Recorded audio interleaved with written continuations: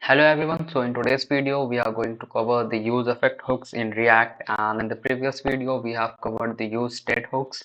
So in that we are just simply like it's a kind of temporary storage that we do have in React, in which we have some variable and we do have like a function that is associated with that variable, and we are using something called array restructuring over there, and we are just simply rendering the change whenever there's a change in that by the help of the function, and we are just storing that into the variable that we do have over there.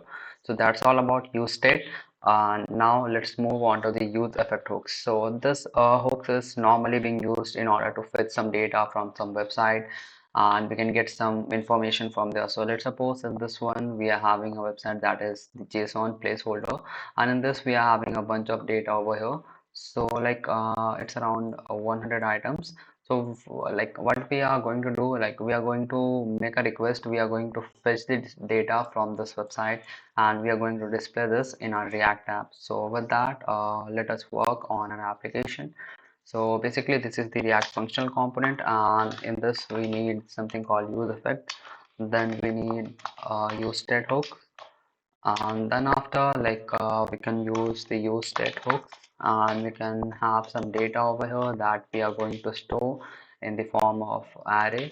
So in this we are having the data, and we are using the use state, and in this we are going to store the array. We are storing the array because on this we're having a bunch of data, and it's around 100 items, so we would like to store all of the data in the array. So that's why we are going to use array over here. And then after we can use something called use effect, and in this we would be fetching the request from the website where we want to fetch the data. So let's suppose in this one we want to use the function that is fetch, and this is being used in order to fetch the data from the URL that we do use over there. So like in this case, when we insert this, we can just simply copy this one and we can paste this over here.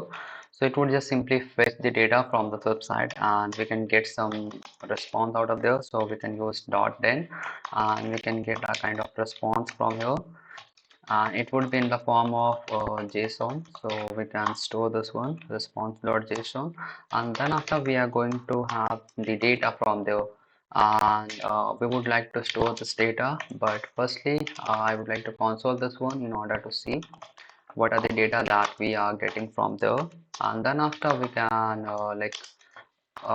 store this data in the set data function that we do have. So with that, let us compile this one, and let us check the output that we are getting in a React app. So let us open up the console. So yeah, we are getting an array. So we are getting a bunch of data over here from this website, as we do have in this one.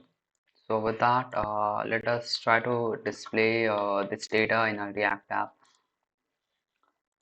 So now like we can just simply return this one. So like in this we can go with div, and in this like we have the added, that is the data over here, that is this one, and we have the values, as you have seen that we are storing this value, uh, this array value in that data array.